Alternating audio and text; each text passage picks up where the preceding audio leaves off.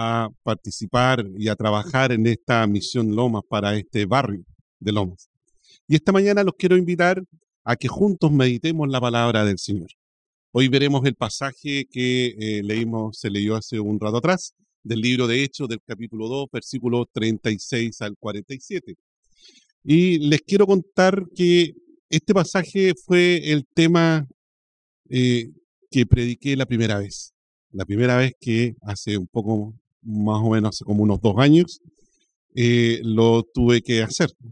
Y fue muy interesante hacerlo nuevamente, hacer verlo, reanalizarlo ya con una cierta madurez. La primera vez, la verdad que fue bastante duro pararse acá adelante para hacer una prédica.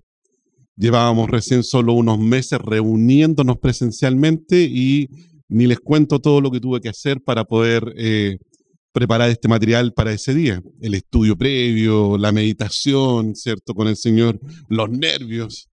Bueno, y hoy, casi 2 años después, todo sigue igual. Los mismos nervios, lo mismo, todo lo mismo. Así que los invito para que oremos y escuchemos al Señor esta mañana. Oremos.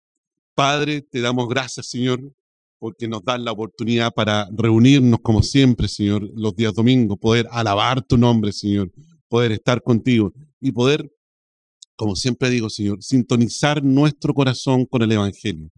Padre, te pedimos, Señor, que a través del Espíritu Santo tú, Señor, nos puedas mostrar. El Espíritu Santo nos revela, Señor, tu palabra, tu poder, Señor, que nosotros no podemos ver por nosotros mismos, no podemos escuchar, no podemos sentir. Pero, Señor, te pedimos que a través de él nosotros podamos esta mañana descubrir, Señor, cómo nuestras vidas, Señor, deben vivir bajo este poder del Evangelio. Te lo entregamos en el nombre de tu Hijo, nuestro Señor Jesucristo. Amén. Es muy importante que cuando leemos la Biblia podamos entender y conocer muy bien el contexto de las Escrituras. Para entender bien el pasaje y qué es lo que el Señor nos quiere decir esta mañana a nosotros el día de hoy. Hoy vamos a hablar, como les decía hace un rato atrás, sobre este libro de Hechos en el capítulo 2. Este pasaje se encuentra al final del capítulo 2 y en lo que está sucediendo aquí o lo que ha estado sucediendo es que Jesús ha ascendido al cielo y aparecen ciertas señales, ruidos, vientos, las lenguas de fuego en los apóstoles y en las personas que estaban ahí, y estas empiezan a hablar en distintos idiomas o en lenguas, como dice en algunas versiones bíblicas. Aquí es el Espíritu Santo el que está obrando en plenitud. Dada la festividad de ese día, que es la segunda celebración importante que la tradición judía tiene, la primera es la Pascua, y 50 días después viene Pentecostés. Por lo tanto, había mucha gente, muchos judíos que no solamente eran de Jerusalén y de los alrededores, sino que eran también del resto del Imperio Romano, incluso mucho más allá del imperio. Y estas personas escuchaban a los apóstoles hablar en sus propios idiomas que no eran muy conocidos probablemente, y se maravillaban de todo lo que estaban viendo y observando en ese momento. Obviamente también había un grupo pequeño que se burlaba. Eso siempre ocurre. Entonces, en este momento es cuando aparece Pedro y hace lo que hoy conocemos como el primer sermón que escuchan los cristianos, los creyentes y los que más tarde se transformarán. Y Pedro le explica a la multitud de judíos de distintos orígenes qué es lo que está ocurriendo, qué es lo que está pasando ahí en ese momento. Y usa al profeta Joel y al rey David para explicar la promesa que el mundo judío conoce como el pacto. Y que Jesús, lo que indica aquí Pedro, lo que lo informa es que Jesús es el cumplimiento de todo esto. Y que ellos, en lo que hoy nosotros conocemos como la Semana Santa, fueron quienes lo crucificaron. Lo interesante de estos primeros versículos es que asume que no todos los oyentes estuvieron ese día rechazando a Jesús. y condenándolo a morir crucificado. Probablemente la mayoría de los presentes estaba recién viajando de los lugares donde estaban para llegar a esta festividad. Por lo tanto, estas acusaciones de parte de Pedro eran fuertes declaraciones, como diríamos hoy en día, fuertes palabras para quienes estaban ahí y que probablemente ni siquiera habían estado presentes ese día en la multitud que eligió salvar a Barrabás en vez de a Jesús. Pero todos ellos maravillosamente entendieron que lo que había ocurrido con esa multitud representaba lo que ocurre en nuestro corazón cuando desechamos la enseñanza de Cristo para seguir nuestras propias acciones. Y como dije, los presentes sabían muy bien lo que Pedro les decía.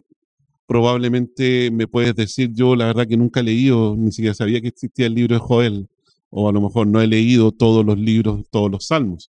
Pero ellos, los presentes, eran judíos devotos y sí lo sabían, sí conocían, probablemente se sabían hasta de memoria cada rollo escrito por Joel y David. Y con esto, Pedro tiene como objetivo que sus oyentes y nosotros hoy en día entendamos que la obra de Cristo y la obra del Espíritu Santo siempre van unidas.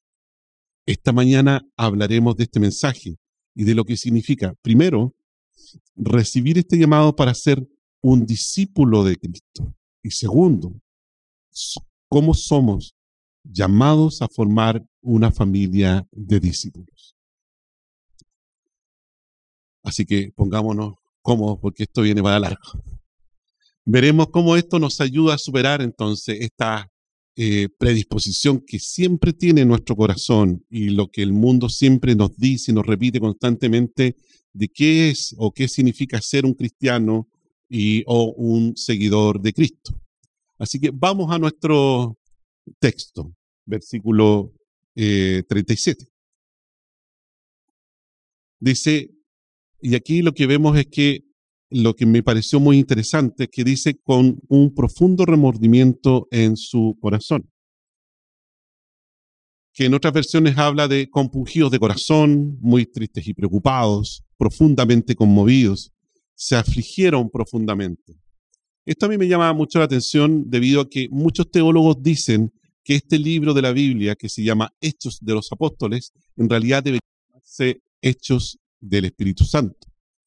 Porque cuando Jesús asciende, es el Espíritu Santo el que toma las riendas de este asunto. Es el que entra en acción. Y actuando, y lo que hace es actuar en el corazón de los hombres, transformando vidas, quitando este velo que no les permite ver o reconocer al Cristo prometido. Pero aquí vemos, cuando estas personas sienten esta pena, esta aflicción, que el poder del Espíritu Santo está entrando en acción porque ellos reconocen, aún no habiendo estado en el lugar, reconocen lo que sus antepasados recibieron como una promesa. ¿Y cómo sabemos esto? Bueno, Pedro, en su sermón previo, nos mostró cómo Jesús y el Evangelio se cumplen, usando las Escrituras, Joel y los Salmos de David. Lo que dice Pedro en el versículo 38 son las promesas del Evangelio. Y estas personas que estaban afligidas y necesitadas de perdón, aquí reciben mucho más de lo que estaban pidiendo. Primero, arrepiéntanse y bautícense, lo que significa volverse al Señor y declarar que Jesús es tu Salvador y tu Señor. Esto es muy importante. Segundo, Pedro les dice, y reciban el don del Espíritu Santo.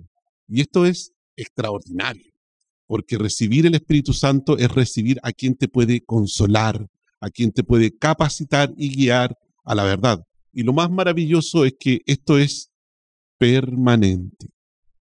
Lo que es aún más sorprendente es que estas promesas no son solamente para los presentes, como dice la Escritura, sino que para sus hijos, los que están lejos, y todos aquellos a quienes el Señor llame. O sea, también para nosotros hoy. Apártense de esta generación perversa. Esto no significa dejar de salir de casa para no juntarse con otros, amigos, vecinos, familiares, ir al gimnasio, al trabajo, participar en cualquier reunión social. Más bien es dejar las costumbres con las que el mundo te tiene habituado. Como dice el dicho, puedes compartir con un no creyente mientras no te comportes como un no creyente cuando estás con ellos. Verás, lo que estamos viendo aquí es que los que estaban allí tienen un verdadero y genuino arrepentimiento. Arrepentimiento y fe, porque desde el punto de vista cristiano no se pueden separar estas dos cosas, porque es imposible volverse del pecado sin volverse a Dios. Y yo creo que esa es la cuestión, finalmente, porque el Evangelio, mis queridos hermanos y amigos, tiene un costo.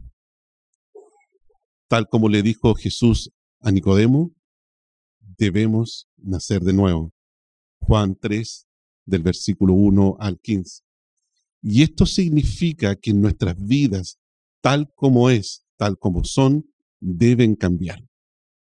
Y debes dejar que Jesús moldee nuevamente todos los parámetros de tu vida. Todo eso por lo que has luchado y construido con mucho esfuerzo, pero por sobre todo con mucho orgullo. Eso debe quedar atrás. No es fácil. Y esto debe, aún más, se debe notar, tanto en tu vida privada y familiar como en tu vida pública. Arrepentimiento. ¿Lo recuerdan? Jesús, cuando inicia su misterio, dice: arrepiéntanse, porque el reino de los cielos se ha acercado. La conversión es, por lo tanto, muy importante en la vida de un verdadero discípulo de Cristo. Versículos 41 y 42. Se añadieron como 3.000 personas que se mantuvieron fieles a las enseñanzas de los apóstoles en mutuo compañerismo, en el partimiento del pan y en las oraciones. Esto es, mis queridos hermanos y amigos, el primer avivamiento o conversión masiva descrito en el Nuevo Testamento, después de la ascensión de Jesús. Y con esto quiero mostrar que, tal como les ocurrió a las personas del relato, debes reconocer a Jesús como tu Salvador personal, en arrepentimiento, apartándonos del mundo, siguiendo las enseñanzas de los apóstoles, en compañerismo y en oración. Este es el llamado de ser discípulos de Cristo. Es exactamente lo que hizo Jesús con quienes le siguieron cuando Él hizo su ministerio. Él habló con ellos, con sus discípulos y quienes lo seguían. Caminó con ellos, convivió con ellos, oró con ellos. Hubo una comunión total entre el mensaje que Cristo entregó y la vida cotidiana que llevó con ellos. Esto no solo fueron palabras bonitas, sino que fue una forma de vida que experimentaron juntos. Discípulos que crecieron a la forma de su Maestro. Y este es el llamado que Cristo nos hace esta mañana. El llamado a caminar esta ruta de arrepentimiento y comunión para ser discípulos, verdaderos seguidores de Cristo.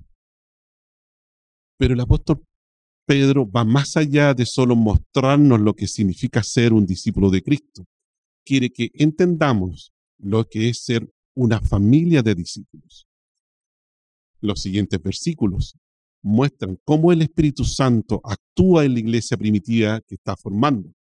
Primero, enseñando a través de sus apóstoles la palabra de Dios.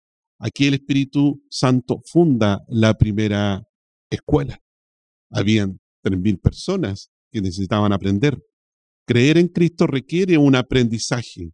El Espíritu Santo es el Espíritu de la verdad, que podemos y debemos reconocer a través de nuestro intelecto, por una parte, pero también nos transforma en nuestro corazón y en nuestras mentes. Por lo tanto, no basta con que solamente entre aquí, sino que también debe entrar acá y formar parte de nuestra vida. Y en segundo lugar, el Espíritu Santo también actúa a través de milagros y maravillas que operan como medio para autenticar las enseñanzas de los apóstoles. Como dicen los versículos a continuación, todos se mantenían unidos y lo compartían todos, vendían sus posesiones y lo compartían según sus necesidades.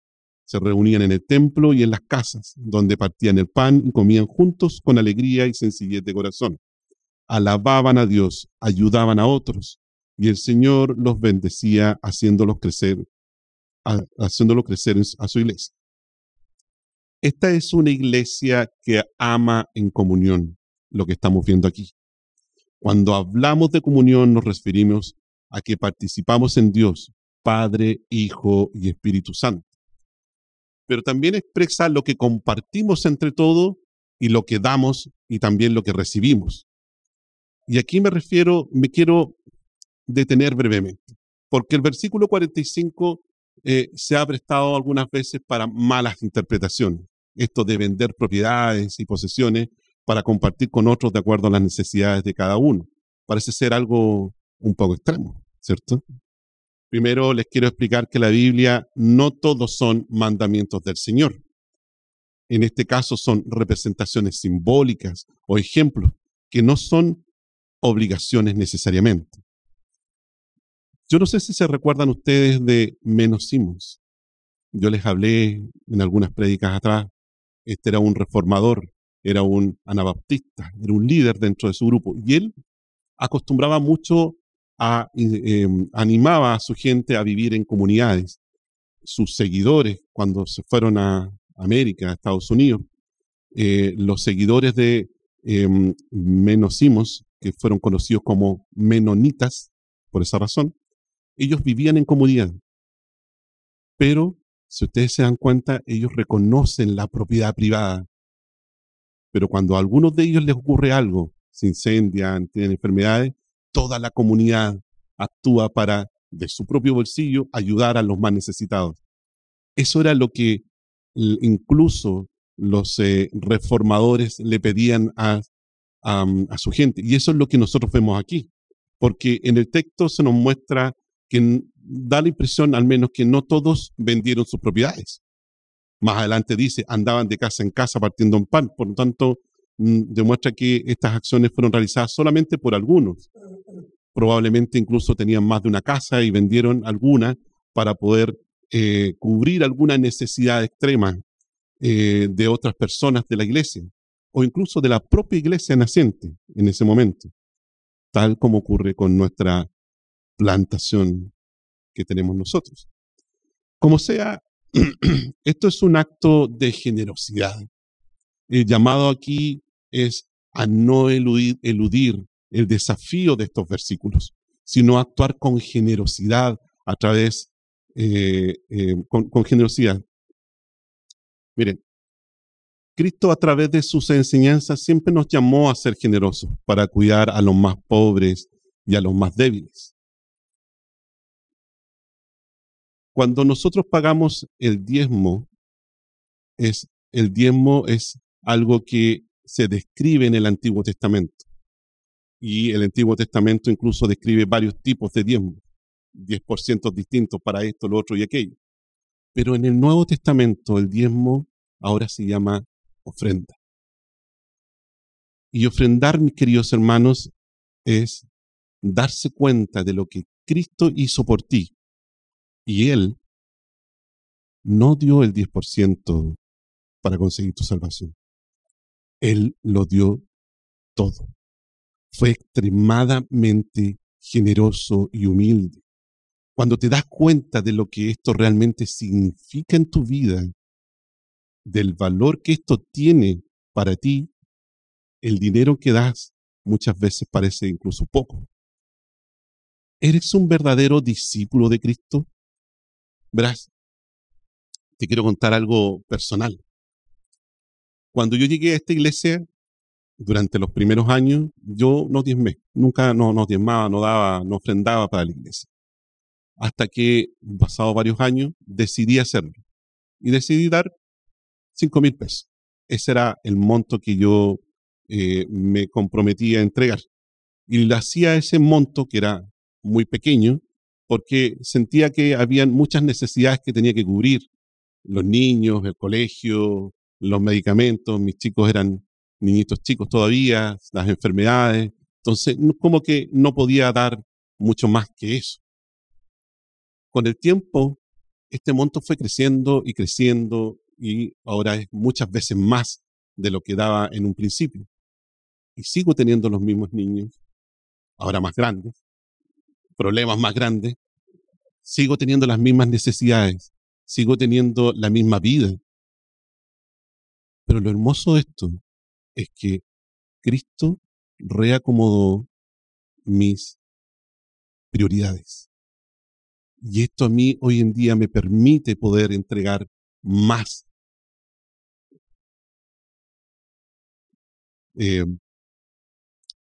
Gracias a la obra de Jesucristo en mi propia vida. Bueno, ir al templo, partir el pan, orar y alabar al Señor en alegría y humildad de corazón, esto, mis queridos hermanos, es como podemos caracterizar una iglesia que amaba y adoraba y evangelizaba. Pero no te confundas, el estudio, el compañerismo y el culto son los atributos de una iglesia hacia adentro, es como tú puedes caracterizar cómo funciona internamente una iglesia. Pero la iglesia no es una sociedad creada por el hombre en la que podemos participar o decidir no participar, estar de acuerdo con nuestro propio, que pueda estar de acuerdo con nuestro propio nivel de necesidades o de comodidades. La iglesia, hermanos, es de Cristo. Y esta iglesia que estamos viendo aquí experimentaba la plenitud del Espíritu Santo. Lo que quiere decir que ninguna iglesia que está centrada en sí misma, concentrada en sus propios asuntos como congregación, puede afirmar que está llena del Espíritu. Hermanos, el Espíritu Santo es un espíritu misionero. Nosotros vemos en el libro de Hechos que cuando aparece el Espíritu Santo va hacia la gente y va hacia no solamente los que están ahí, sino que los que están incluso en lugares que no se conocen. Una iglesia gozosa, una iglesia que evangeliza a otros, a todos aquellos a quienes el Señor nos trae y que son personas que buscan con muchas ansias enseñanza bíblica, una comunidad cálida, un culto vivo y una continua evangelización. El texto nos dice que el testimonio generoso de esta iglesia primitiva llamaba la atención del pueblo y el Señor añadía a quienes iban a ser salvos. Finalmente, la invitación que nos hace entonces el Señor esta mañana a ti y a mí es a no tener miedo de tener relaciones profundas. Cristo hacía eso en su ministerio. Por lo tanto, comparte tu vida con los demás. No lo hagas solo. Trae a tu familia, participa con ella. No lo hagas solo los domingos o los días de estudios bíblicos. Busca reunirte con otros para leer la Biblia, para orar. No tiene por qué ser algo tan estructurado. Bendice a otros, anima a otros, ayuda a quienes son más inmaduros en la fe a madurar. Impacta la vida de tus hermanos con tu testimonio en el Evangelio. Comparte el gozo y la felicidad que el Señor te ha regalado. El Señor nos llama esta mañana a tener relaciones profundas los unos con los otros. El amarnos, el animarnos, el perdonarnos debe ser parte de nuestras vidas. Seamos generosos con la iglesia y caminemos juntos. Que no sea una obligación o una carga en nuestras vidas, sino que disfrutemos a Cristo. Recuerda que al final, siempre, todo se trata de Él. Amén. Oremos. Padre, te damos gracias, Señor, por confrontar nuestras vidas. Te damos gracias, Señor, por que nos das la oportunidad de estar y pertenecer a tu iglesia, Señor. Te pedimos, Señor, que podamos no ser flojos espirituales, Señor, y podamos practicar, Señor, en nuestra vida permanentemente tus palabras, Señor, y tus enseñanzas. Te lo entregamos en el nombre de tu Hijo, nuestro Señor Jesucristo. Amén.